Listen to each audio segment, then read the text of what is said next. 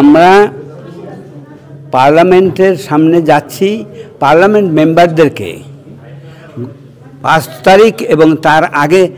প্রায় 1 মাস ধরে একটি গোষ্ঠী বাংলাদেশকে স্টেবল বাংলাদেশকে আনস্টেবল করার জন্য যে ষড়যন্ত্র করতেছিল, সেই ষড়যন্ত্রের পরিণতিতে 5ই ডিসেম্বর তাদের প্ল্যান অনুসারে সামরিক বাহিনী এবং ইউনুস সহ আমেরিকান যে সমস্ত গাদ্দাররা বাংলাদেশে জন্ম, কিন্তু এরা এই বাংলাদেশকে ডিস্ট্রয় করার চেষ্টা করছে। তাদের সহযোগিতায় তারা এমনভাবে একটা প্ল্যান করেছিল যে প্ল্যানে জননেত্রী শেখ হাসিনা যখন সবাইকে নিয়ে দেশ চালাতে চাচ্ছিলেন, তখন তারা ওনাকে বাদ দিয়া দেশ চালানোর চেষ্টার একটা প্রচেষ্টার অংশ হিসেবে ওনাকে পুশ করে জোর করে ওনার বাড়ির থেকে ওনাকে নিয়ে জোর করে ভারতে নিয়ে গেছিলেন। তা সেই দিন থেকে আমরা চেষ্টা করছি সমস্ত বিশ্বকে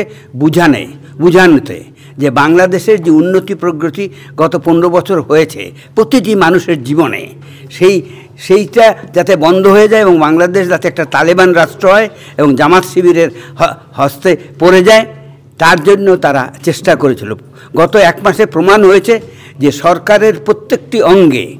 জুডিশিয়ারি হইতে আরম্ভ করিয়া, লেজিসলেচার হইতে আরম্ভ করিয়া, এক্সিকিউটিভ থেকে আরম্ভ করিয়া প্রত্যেকটি অঙ্গ প্রত্যঙ্গে তারা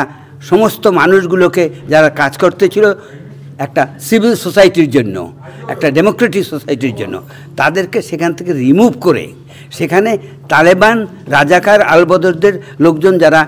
বিভিন্ন জায়গায় চাকরিতেও রত ছিল, চাকরির বাইরেও ছিল, তাদেরকে এনে তাদের জায়গা ফিল আপ করে এখন একটা আজকের দিন থেকে একটা নিধন যজ্ঞ শুরু করবে, যাতে